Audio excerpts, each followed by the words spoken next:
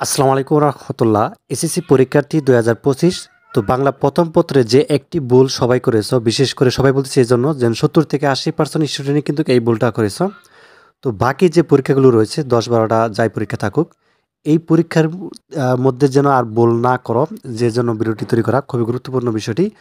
সেটি হচ্ছে যে তোমাদেরকে বিষয়টি বোঝাচ্ছি যে যেহেতু তোমাদের সৃজনশীল পরীক্ষা দিতে হয় এবং 7টি সৃজনশীল লিখতে হয়, এবং এর মধ্যে অনেক যারা ভালো স্টুডেন্ট রয়েছে তারাও এই ভুলটা করেছো যে 5টি সৃজনশীল দিয়েছ সময়ের অভাবে, অর্থাৎ অতিমাত্রায় লিখতে গিয়ে, ঠিক আছে, অর্থাৎ বেশি লিখতে গিয়ে দেখা যাচ্ছে যে তোমরা বাকি 1টি বা 2টি সৃজনশীল লিখতে পারোনি। এতে করে কি হয়েছে, তোমরা কিন্তু 10-10, 20 নাম্বার কিন্তু অর্থাৎ পরীক্ষা দিতে পারোনি, এরকম কিন্তু হয়েছে।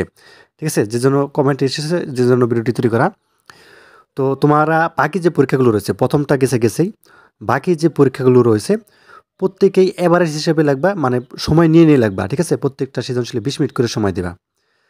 আচ্ছা, একটা অ্যানাউন্সমেন্ট রয়েছে, বাকি পরীক্ষাগুলো যদি ভালো করতে চাও এবং স্ট্যান্ডার্ড রেজাল্ট করতে চাও, অবশ্যই যে নিচে স্ক্রিন নাম্বারটি দেখতে পাচ্ছ, এই নাম্বারটির মধ্যে হোয়াটসঅ্যাপ বা ইমো আছে, সেখানে আমার সাথে যোগাযোগ করলে হবে। অল সাবজেক্ট মাত্র হচ্ছে 200 টাকা। ঠিক আছে, বিজ্ঞান এবং মানবিক এবং ব্যবসা শাখার জন্য সিকিউ এবং এমসিকিউ আনসার সহ থাকবে।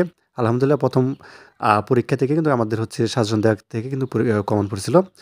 তো আশা করি বিষয়টি বুঝতে পারছো যে প্রত্যেকটা সৃজনশীল লাগবা এবং হচ্ছে এভারেজ হিসেবে লাগবা, কোনোটা কম বা বেশি এরকম লাগবে না। ঠিক আছে।